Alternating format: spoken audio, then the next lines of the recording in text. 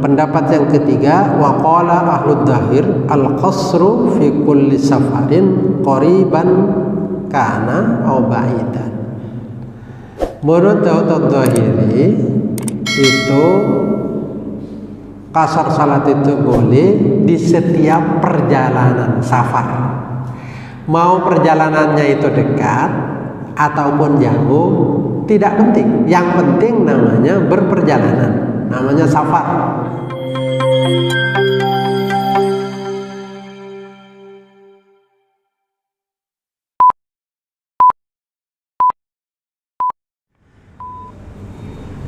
Assalamualaikum warahmatullahi wabarakatuh. Innal hamdalillah nahmaduhu wa nasta'inuhu wa nastaghfiruh wa na'udzu billahi min shururi anfusina wa sayyiati a'malina. Man yahdihillahu fala mudilla lahu wa man yudlil fala hadiya lahu. Asyhadu an la ilaha illallah wa la syarika lahu wa asyhadu anna Muhammadan abduhu wa rasuluh.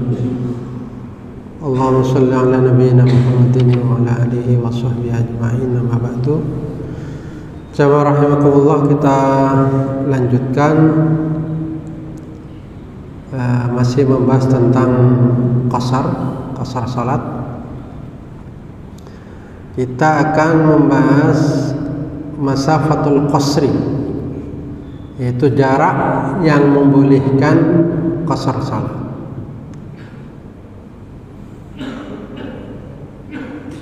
Wahia al-masafatu allati yajuzu fiha al-qasru.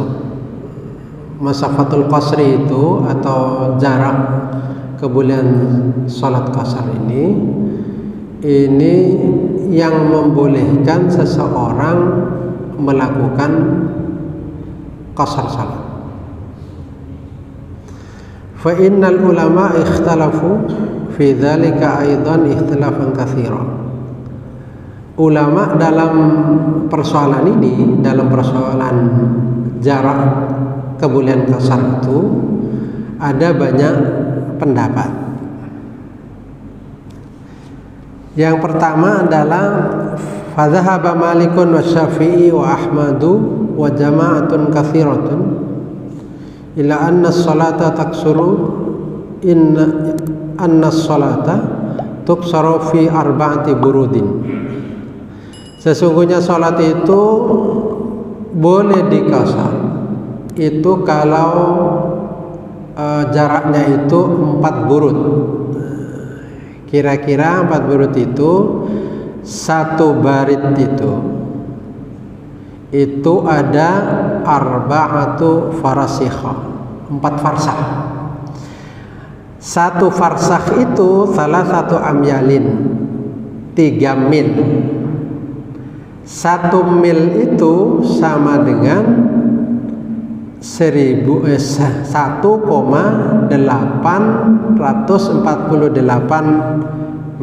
kilometer.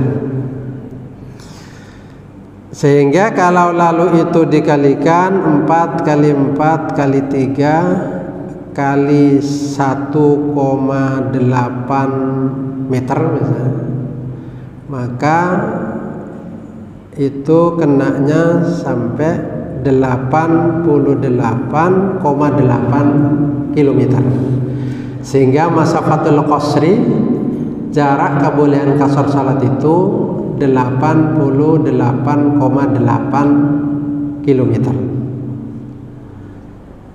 Jadi kalau sini ke Pamekasan berarti belum ya, ke Sampang berarti, ke Sampang.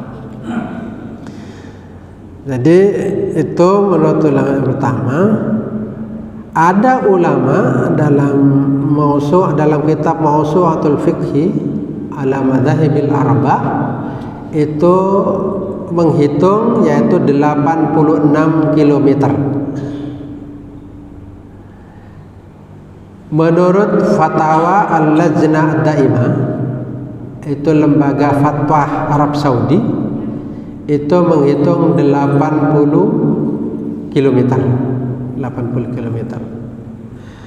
Wa indal Malikiyah itu 72 kilometer. Ada yang mengatakan 83 kilometer. Tapi mirip-mirip lah itu. sekitar 80, putar-putar di 80. Nah, yang pertama ini pendapatnya Imam Malik, Imam Syafi'i dan Imam Ahmad. Ini juga diriwayatkan dari Ibnu Umar dan Ibnu Abbas. Dasarnya itu adalah hadis wa kana Ibnu Umar wa Ibnu Abbas yaksurani wa yuftirani fi arba'ati burudin. Ibnu Umar dan Ibnu Abbas itu mengqasar salat dan berbuka, tidak puasa, dengan menempuh jarak yaitu 4 burud. 4 burud seperti dihitung tadi. Ada 83, ada 88, ada 86, ada 80, ada 72 itu. Jadi itu menurut yang pertama. Jadi dibatasi oleh jarak. Dan ini juga dipakai dalam bab nikah. Jadi kalau masafatul qasri itu boleh pakai wali hakim kalau sampai masafatul qasri jaraknya. Artinya dianggap tidak ada. Itu dulu karena memang hubungan agak sulit.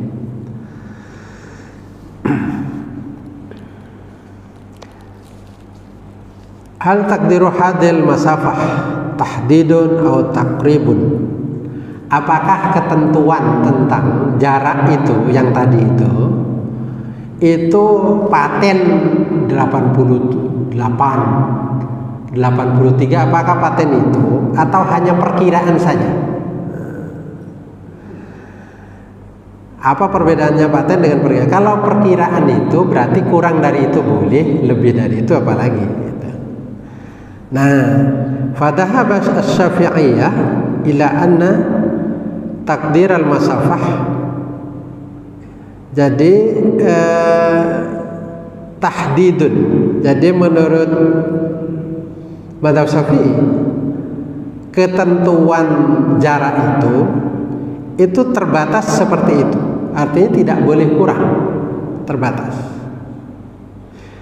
Sedangkan wadhahab al-Hanabilah menurut mazhab Ahmad bin Hanbal ila anna hadza tahdidah takribun. Jadi menurut mazhab bin Hanbal itu perkiraan saja. Sehingga kurang ya boleh. Kira-kira seperti itulah maksudnya mazhab Hambali. Jadi tidak lalu paten harus 72, 83, 88, 86, tidak paten seperti itu. Ya kurang sedikit tidak apa-apa.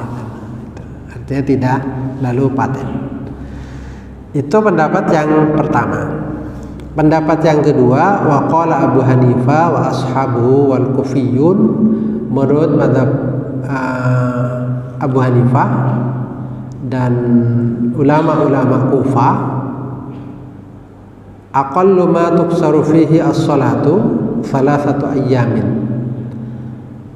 Jadi menurut Abu Hanifah dan pengikutnya, paling sedikitnya jarak dibolehkannya sholat itu adalah perjalanan 3 hari. Perjalanan 3 hari. Seperti yang disampaikan sebelumnya, perjalanan 3 hari itu berjalan kaki itu. Bukan perjalanan 3 hari naik naik bis atau naik mobil. Perjalanan 3 hari itu bisa melampaui Jakarta itu. Nah, jadi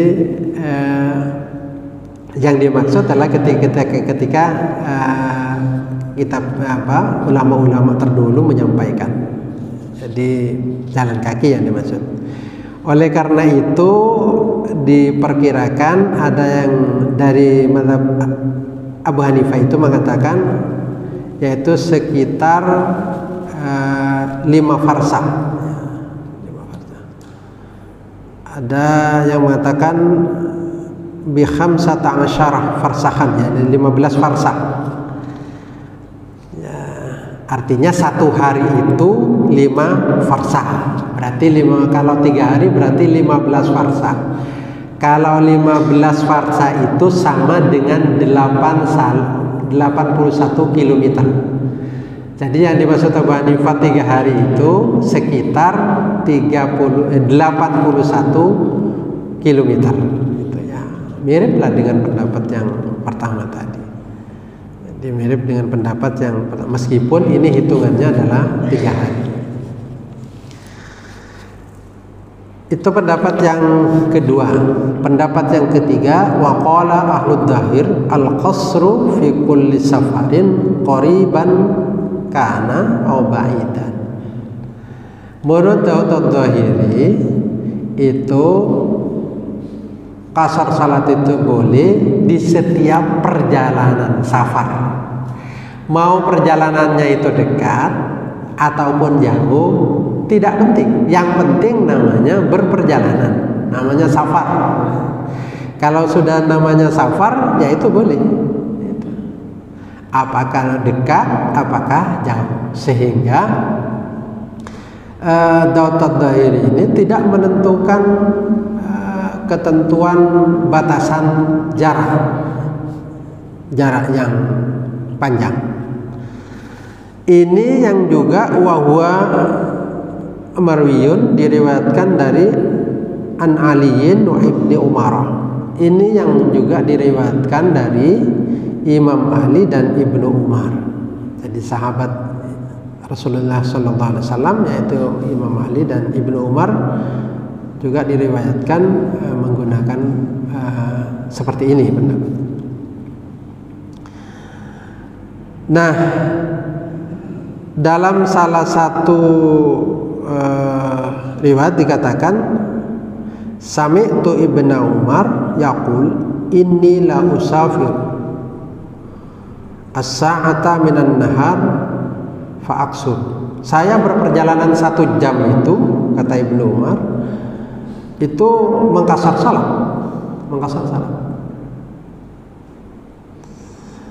Ada lagi ucapan kana Anas bin Malik yaksuru sholata fima bainahu wa baina khamsati farasiha. Sedangkan Anas bin Malik itu melakukan kasar salat itu cuma antara 5 farsah. 5 farsah itu sekitar 15 mil. 15 mil itu sekitar 27 km. 27 kilo. Di 27 kilo. Kira-kira agak ke Pasongsongan, agak masuk ke Pasean itu masuk 27 sekitar itu. Nah, waqala Ibnu Hazm, menurut Ibnu Hazm masih pendapat ini. Wa man kharaja min buyuti madinatihi aw qaryatihi aw maudi suknahu famasa sa'idan shalla rak'atain wala budda idza balagal mil fa in masa aqalla min milin shalla arba'an. Jadi kalau orang itu keluar dari rumahnya, dari kota lah, dari rumah di kota itu atau di daerah itu keluar atau keluar dari tempat tinggalnya, maka menempuh jarak 1 mil. 1 mil berarti sekitar 1 kilo 848 atau 1,8 kilometer. Tidak sampai 2 kilo. Itu bisa mengkasar sholat. Jadi kalau itu dianggap safar, kalau itu tidak dianggap safar ya tidak boleh. Karena ketentuannya yang bisa boleh mengkasar salat itu kalau dia safar, berperjalanan. Jadi jaraknya paling tidak itu 1,8 km. Nah, dan ingin disampaikan pada pendapat ini adalah sebenarnya bahwa orang mengkasar salat itu tidak dibatasi oleh jarak, tetapi dibatasi dengan nama, yaitu kalau namanya dia safar, musafir berarti boleh. Kalau tidak musafir berarti tidak boleh. Jadi kalau dari sini ke mana, ke Kalianget misalnya, tidak dianggap safar ya berarti tidak masuk. Tapi kalau itu dianggap safar, artinya berperjalanan, berarti boleh mengqasar salat menurut pendapat Daud ini. Dan ini pendapat ini juga yang diambil majelis tarjih. Jadi majelis tarjih itu tidak membatasi jarak, tetapi membatasi itu safar atau tidak, berperjalanan apa tidak. Dan ini juga yang diambil Ibnu Taimiyah. Ibnu Taimiyah itu 1 farsah boleh. 1 farsah itu sekitar 5,4 km gitu. Nah jadi itu, jadi kalau Daud Zahiri pokoknya namanya safar ya boleh. Sehingga orang Katungke ya anggap safar ya boleh akhirnya untuk melakukan qasar salat. Ya kalau qasar saja boleh, apalagi jamak salat itu tambah boleh gitu. Karena jamak itu di bawahnya qasar. Jadi setiap yang boleh qasar salat itu boleh jamak salat. Tapi setiap yang boleh jamak salat belum tentu boleh qasar salat. Nah, yang keempat yaitu wadhaba qaumun ila annal qasra la yajuzu illa lil khaifi wa huwa marwiyun an Aisyah. Yang keempat adalah pendapat yang mengatakan bahwa qasar salat itu tidak boleh kecuali bagi orang yang takut. Artinya begini, orang yang berperjalanan tapi takut gitu. Artinya kalau berperjalanan aman-aman saja berarti tidak boleh qasar salat. Pendapat yang keempat ini. Nah, kalau ada kekhawatiran misalnya lalu berperjalanan, dia khawatir tidak aman, khawatir barangnya diambil misalnya, lalu dalam kondisi seperti itu boleh. Tapi kalau aman, perjalanan itu aman, maka tidak boleh. Pendapat yang keempat ini. Dari 4 pendapat ini adalah yang paling berat itu pendapat yang pertama, yang kedua itu sama dengan yang pertama, yang ringan itu yang pendapat ketiga, yang mengatakan bahwa pokoknya yang namanya musafir ya boleh, berperjalanan boleh, mau jarak berapa saja boleh. Yang ketiga ini yang lebih berat dari yang pertama tadi, yaitu meskipun dia musafir, kalau aman, tidak ada rasa takut, tidak ada rasa khawatir, berarti tidak boleh qasar salat. Nah, kenapa lalu kok beda pendapat? Itu pertama, memang kalau berperjalanan itu kan masyaqqah, artinya sulit, berat, ada kesulitan. Maka tujuan qasar salat itu sebenarnya adalah untuk menghilangkan masyaqqah, menghilangkan kesulitan-kesulitan itu. Itu yang pertama. Yang kedua, ayat tentang qasar salat itu tidak menentukan jarak, dan hadis juga tidak menentukan jarak, secara pasti tidak menentukan jarak. Sehingga kalau seperti itu, fakullu man intalaka alaihi ismu musafirin jazalahu al-qasr wal fitr. Maka setiap orang yang orang itu dinamakan sebagai musafir, maka jazalahu al-qasr wal fitr, maka boleh dia berbuka puasa untuk tidak berpuasa, boleh juga untuk mengqasar salat. Jadi setiap orang yang namanya musafir ya boleh saja, berapapun jaraknya.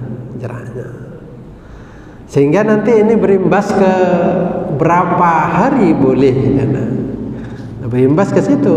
selama namanya musafir akhirnya boleh. Ada yang ke sana akhirnya. Nah, pokoknya itu namanya musafir. Sehingga memang tidak ada ketentuan bahwa harus sekian secara nas. Secara nas yang sharih tidak ada.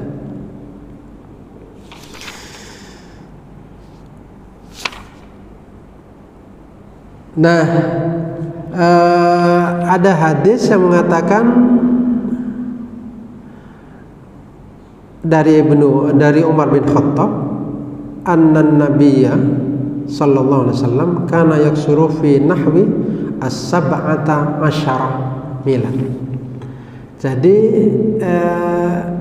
Rasulullah sallallahu alaihi wasallam itu mengqasar salat jarak 17 mil.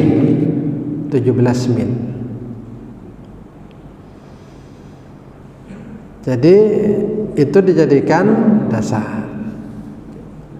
Jadi yang ketentuan 17 mil. Nah, apa dasar yang pertama? Dasar yang mengatakan bahwa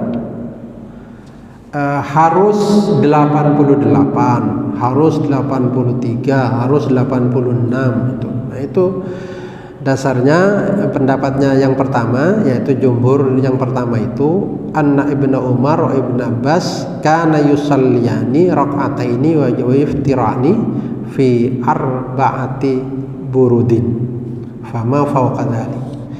Jadi hadis yang mengatakan bahwa Ibnu Umar itu dan Ibnu Abbas sholat 2 rakaat, artinya mengqasar salat itu 4 burud.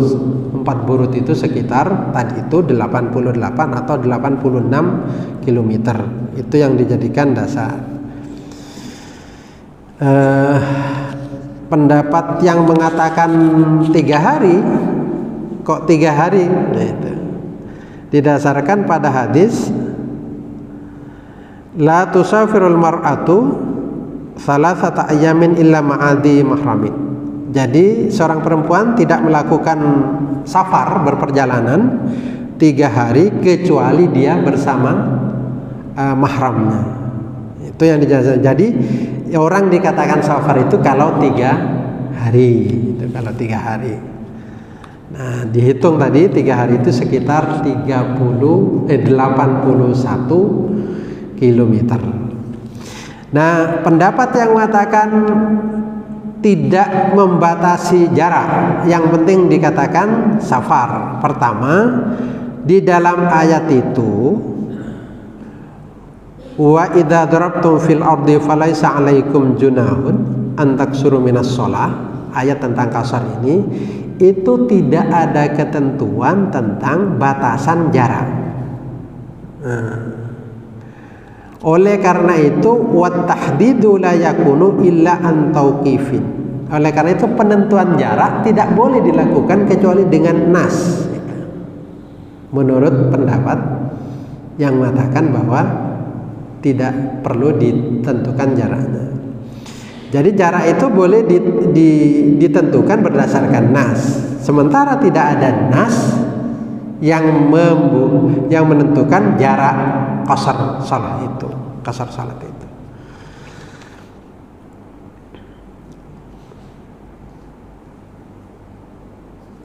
Ada hadis yang sahih dari Umar bin Khattab dan Aisyah dan Ibnu Abbas yang mengatakan annahum qalu, mereka mengatakan bahwa innallaha ta'ala faradas shalah ala nabiyhi fis safari rak'ataini.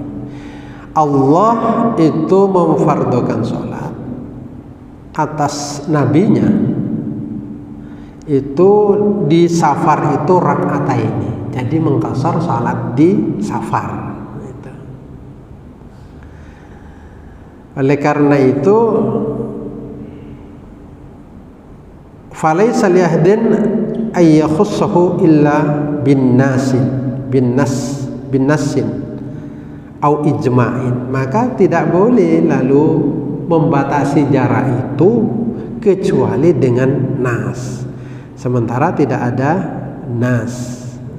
Itu makanya lalu tidak ada ketentuan nas yang membatasi jarak, sehingga Daud Dhahiri bersama yang lain mengatakan maka tidak perlu ada pembatasan itu.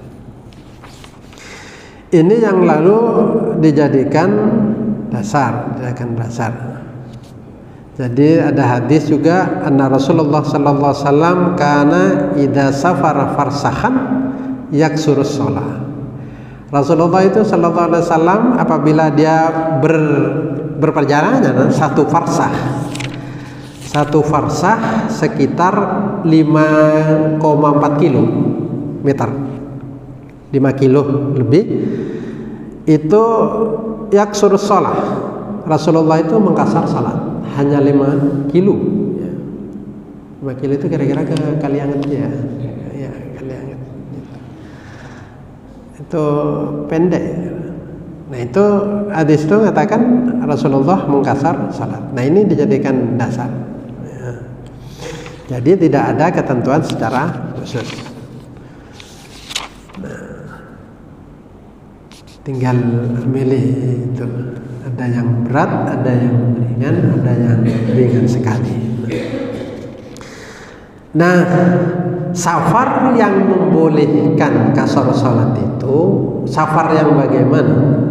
Fara'a ba'dhum anna dzalika maksurun 'ala safari al-mutaqarrabi bihi kal haji wal umrah wal jihad. Jadi menurut ulama yang pertama, perjalanan yang jenis bagaimana? Jenis pertama, menurut ulama yang pertama, jenisnya itu harus safar atau berperjalanan yang itu untuk mendekatkan diri kepada Allah. Contohnya haji, berperjalanan untuk haji, berperjalanan untuk umroh, berperjalanan untuk jihad, itu boleh. Sehingga kalau berperjalanan untuk beli makanan misalnya, tidak boleh. Jadi menurut pendapat yang pertama ini, jadi mengkasar salat berperjalanan untuk misalnya beli baju ke Surabaya, nah itu tidak boleh mengkasar salat menurut yang pertama ini, gitu. Karena perjalanannya bukan untuk ibadah. Pendapat yang pertama. Pendapat yang kedua, minhum man ajazahu fis safari al mubahi duna safaril maksiyah. Wa bihadza al qaul qala Malik wa Syafi'i wa Ahmadu fil mashhur. Nah, menurut pendapat yang kedua ini, menurut Imam Malik, Imam Syafi'i dan Imam Ahmad, itu boleh mengkasar salat orang yang perjalanannya itu mubah saja. Contohnya antar mau beli baju, rekreasi, itu boleh. Pokoknya berperjalanan lah, tidak maksiat saja. Perjalanan yang tidak maksiat, tidak dalam rangka maksiat kepada Allah, itu boleh mengkasar salat. Yang mau beli baju, mau beli makan di Surabaya, misalnya mau makan ke Surabaya, mau nginap ke Surabaya, mau rekreasi, ya, boleh. Ini lebih ringan daripada yang pertama. Wa minhum man ajazahu fi kulli safarin kurbatan kana au mubahan au maksiatan. Wa bihi qala Abu Hanifah wa ashabu wa Tsauri wa Abu Tsaur. Menurut Abu Hanifah dan pengikutnya, menurut Imam Ats-Tsauri, menurut Abu Tsaur, itu dikatakan bahwa setiap orang yang berperjalanan sebagai musafir ya boleh salat qasar itu, baik tujuannya ibadah, mendekatkan diri kepada Allah, atau maksiat.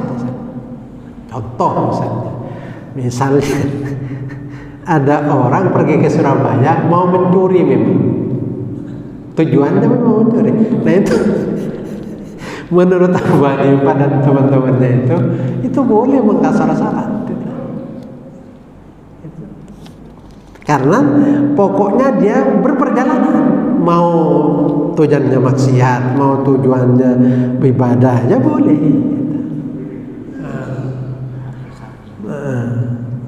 Jadi memang misalnya lalu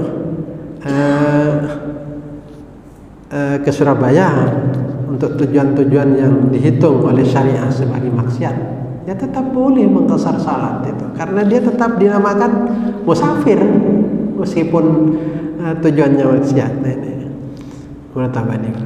ini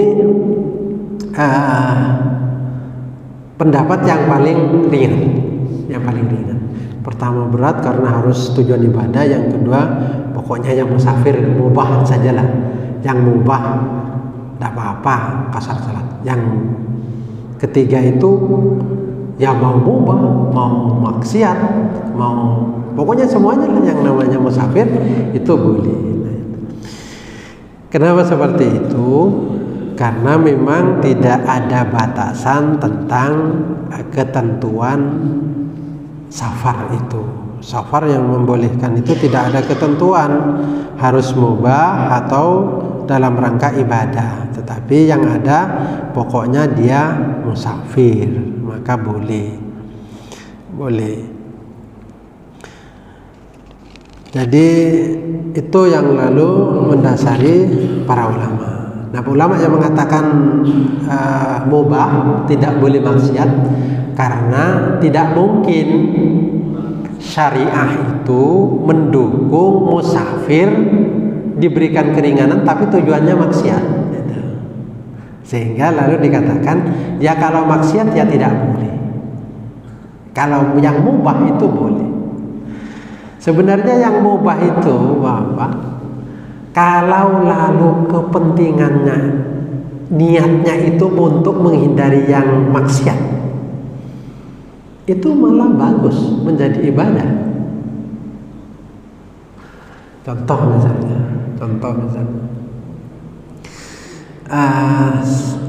kita lihat TV yang itu tayangannya tidak maksiat TV, dalam rangka untuk menghindari mempergunjingkan orang. Nah, itu kan naik dari yang mubah menjadi yang lalu berpahala.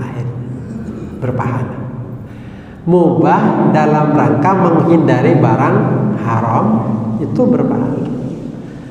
Contoh misalnya orang rekreasi mubah, tetapi kalau dalam rangka untuk dia paham betul bahwa betapa Allah itu maha indah, nah itu berubah menjadi bernilai ibadah. Barang mubah tapi bernilai ibadah. Contoh misalnya, ketimbang melihat kemaksiatan, melihat kemaksiatan, sudahlah saya tidur kan mubah. Tidurnya itu ibadah, menjadi bernilai ibadah. Kalau tapi kalau saya tidurnya kepentingan untuk bersenang-senang dan bermalas-malasan, tidak dihitung ibadah. Nah, itu. Barangkali itu ada yang ingin disampaikan? Ya.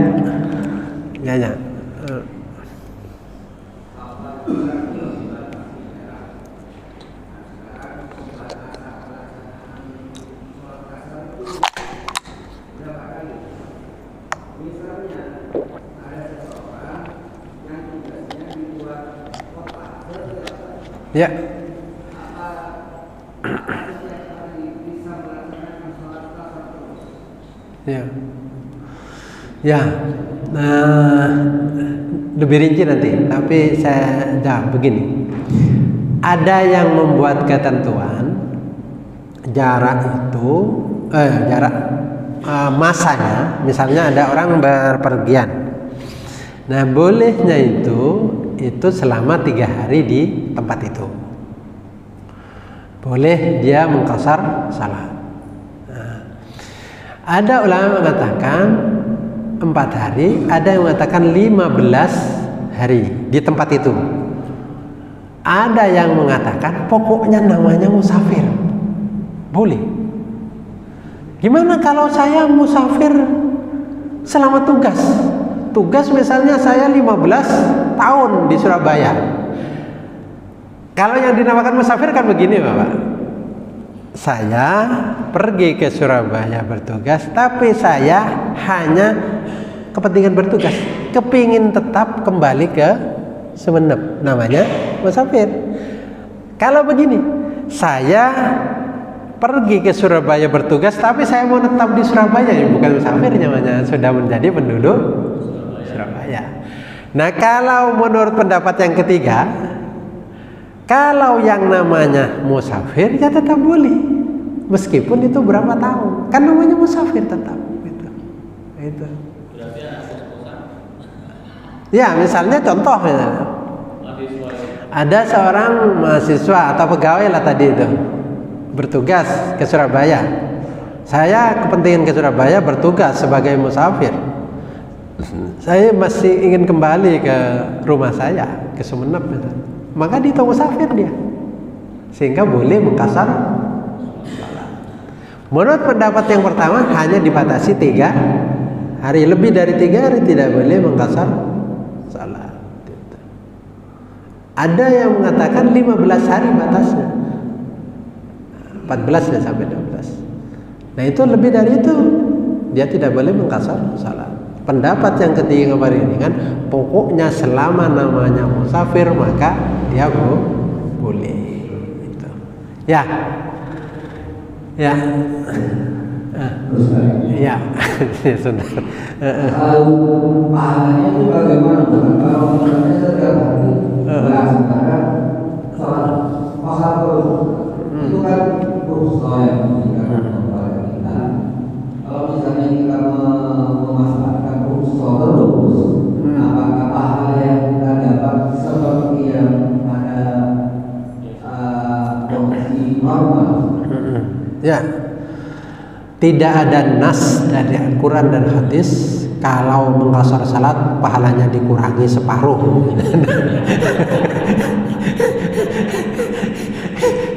Jadi tidak ada.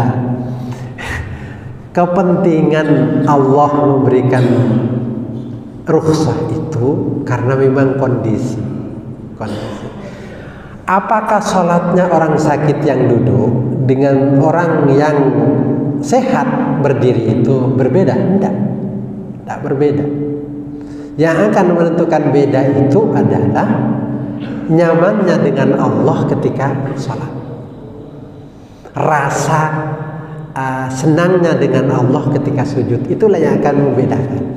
Kalau cuma sekedar 2, 4 itu tidak ada masalah, karena memang kondisi yang mengharuskan, yang membolehkan itu. Nah, ketika dibolehkan, apalagi kalau begini mikirnya, saya mengqasar salat dalam rangka untuk menerima dengan takdim dan memuliakan rukhsah yang diberikan oleh Allah. Itu soal rasa ya, bukan soal ucapan begini, tapi soal rasa. Soal rasa kepada Allah tentang itu. Bagus banget. Oleh karena itu ada ulama yang mengatakan rukhsah, bukan rukhsah, tetapi wajib ketika musafir itu melakukan berperjalanan. Gitu. Ya. Assalamualaikum warahmatullahi wabarakatuh. Salam. Karena mengingat nas yang tidak memberikan ketetapan berapa cara dan berapa waktu, maka kita agak bingung mana yang mengikuti. Karena kan dulu di situ ada definisi musafir. Kira-kira menurut kesimpulan dari itu yang dikatakan musafir itu adalah musafir yang hitungan jarak minimal itu 83 atau 88 dengan niatan kita bermukim, atau istilahnya kita bermalam 4 hari malam. Apa itu mungkin kita tidak diperbolehkan, karena misalnya kita kalau berangkat ke kan misalnya kita mau batalkan salat, kan kita batalkan puasa misalnya, atau usaha istilahnya itu kan modifikasi istilahnya, modifikasi kan tidak Islam, karena sifatnya itu izin sahabat-sahabat Rasulullah itu. Maka kita di situ kan musafir itu kan harus jarak 83 minimal dengan niatan bermalam dan segi keamanan juga. Misalnya kita akan berangkat ke Pemekasan, di situ ada apa?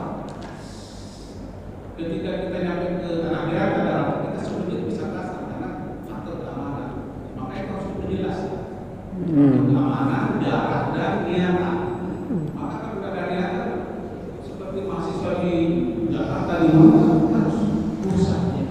Karena mungkin kan di situ kan yang dikatakan musafir berangkat dari rumah, berangkat ke tempat tujuan sampai ke rumah lagi.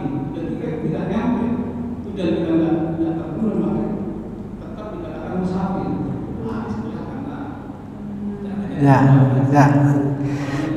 Ya. Jadi kan tetap begini.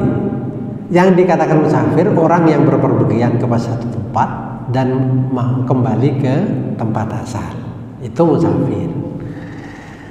Nah, sekarang lalu ulama membedakan. Meskipun musafir, kalau dia itu jaraknya tidak sampai 80 kilo, itu musafir tetapi tidak boleh qashar salat. Pertama. Yang kedua mengatakan dia musafir tapi kondisi aman, nah, tetap tidak boleh qashar salat. Yang ketiga, pokoknya namanya musafir, tidak dibatasi dengan jarak, ya tetap boleh qashar salat. Ayatnya jelas dan hadis tidak membatasi dan nas juga tidak membatasi jarak, sehingga boleh itu dilakukan berapa hari pun selama itu musafir. Tetapi tetap ada ulama yang katakan dibatasi, ada 3 hari, ada 12 hari, ada yang tidak membatasi sama sekali. Sehingga ada ulama Indonesia yang itu dari Sumatera ke Jogja, itu selama di situ yang qashar salat, dia menganggap dirinya musafir. Ulama kelasnya ya. Ulama. Jadi karena tetap dia dianggap musafir. Dan itu dasarnya tadi data ini. Nggak usah bingung, maksud saya nggak usah bingung begini. Kalau ikut pendapat yang pertama, itu berarti 80 km baru bisa qashar salat. Kalau mengikuti pendapat yang kedua, itu pokoknya namanya musafir, boleh berapapun jaraknya, meskipun cuma sekitar 1 mil, sekitar 1,8 km, berarti anggaplah 2 kilo lah, boleh. Nah, yang ketiga itu harus ada rasa takut, baru dikatakan musafir yang membolehkan qashar salat. Nah itu saja. Jadi kalau mengikuti tarjih tidak pakai jarak, yang penting dia dikatakan musafir. Ya. Yaitu masalahnya ada takut. Nanti yang paling yang dikhawatirkan itu masalah sahur. Kalau saat sih masih mending. Loh, ketika puasa sholat boleh dikasar, apalagi puasa? Apalagi puasa? Ya boleh juga. Ketika sholat itu bisa dikasar, puasa juga boleh dibatalkan. Loh. Berarti sampean tidak yakin dengan itu, ya sudah, tidak usah dibatalkan. Tidak usah dibatalkan. Tidak usah bingung Bapak. Jangan memaksakan diri untuk meyakini sesuatu yang tidak bisa yakin. Tapi kalau pas sampean berperjalanan, sampean kan karena sehat saja. Karena sehat ya. Coba ke Kalianget tapi ngos-ngosan. Nafas sudah 1, 2, 3, 4, 5 itu. Itu baru bilang, oh ternyata pendapat itu berguna bagi saya. Itu. Ya. Jadi itu. Saya senang sama ulama itu karena berbeda.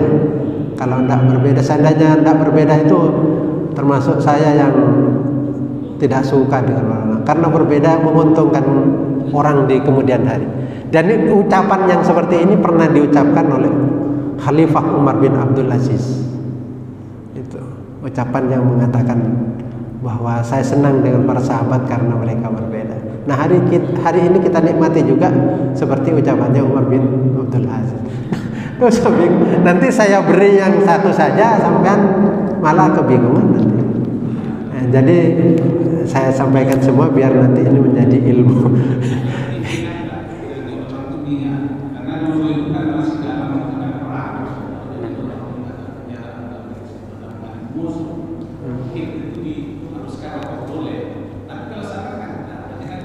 Kata siapa? Yang boleh. Selama musafir ya boleh dia. Jangan memikir terlalu mencari-cari terlalu dalam, menyudutkan diri sendiri. Terus kalau tidak mau qasar ya sudah tidak. Tetapi syariah memberikan ketentuan kebolehan sesuatu. Tetap kebolehan sesuatu. Ya, silakan yang sampean yakini diteruskan, yang agak remeng-remeng biar ada saja.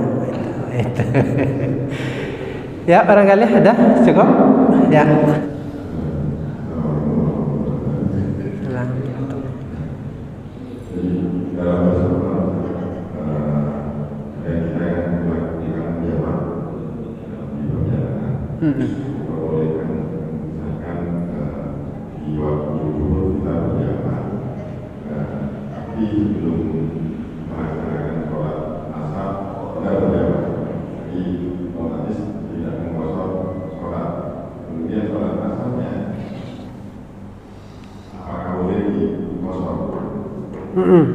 Jadi salat duhurnya jamaah, maksudnya begitu.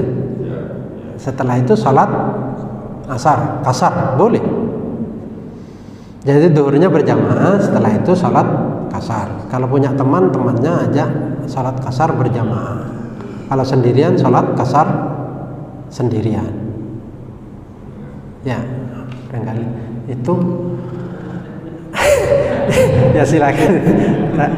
Sudah kadung berjalan soalnya. Ya. Ya, silakan. Kalau saya rumahnya di sini, ya. Dan punya 2 istri, ya. 2 istri di sini, di sini orang tua, satu di sini. Ya. Itu awal termasuk. Ya. Dan terus masuk dia di kota itu tidak apa-apa. Gimana? Yang kedua? Ya, tidak, sholatnya tidak di kasar. Nah, jadi begini, punya 2 istri atau 3 istri lah, atau 4 istri sekalian lah, ya. Satu di Sidoarjo, satu di Surabaya, satunya di Malang, satunya di Sumeneb. Nah, sampean itu punya KTP di mana? Sumeneb, ya. Tak bisa kalau sekarang. Ada dari Capel sini, tidak bisa. Dulu itu, yang sekarang belum bisa sudah. Ada yang pegawai Capel di sini. Kalau sekarang itu Bapak, kalau begitu dibuka itu terbaca langsung. Tidak bisa kan sekarang.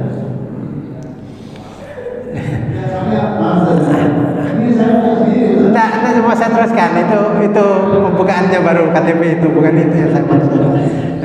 Jadi begini, dari yang 4 itu mesti ada yang itu tempat tinggal. Yang kedua itu sekunder saja, 2. Yang nomor 3 tetap yang kedua, nomor 4 tetap yang kedua. Jadi tetap itu mesti ada orang itu perasaan bahwa dia itu menetap atau sebagai warga di satu tempat, mustautin. Tapi di tempat lain itu bukan warga di situ. Jadi warganya di sini. Misalnya sampai punya istri 4 itu tadi, yang jadi warganya di sini. Tempat ke sana itu mengunjungi istri pertama, kedua melaksanakan kewajiban. Kalau katanya teman saya, kalau datang ke istri itu namanya kewajiban. Kalau istri datang ke suami namanya sedekah. Itu. Jadi begitu. Jadi sampean ke sana kewajiban, tapi tetap mustautinnya, tempat tinggalnya itu di sini. Keluargaannya itu tetap di sini. Jadi kesana itu musafir. Nah kalau sampean memang mau berpegang musafir, ya berarti berapa hari pun selama mau kembali ke sunut itu musafir. Istri kedua 5 hari, istri ketiga 7 hari, istri keempat 20 hari, karena yang paling mudah kan itu. Nah, jadi begitu ya. Nah, saya kira cukup itu. Assalamualaikum warahmatullahi wabarakatuh.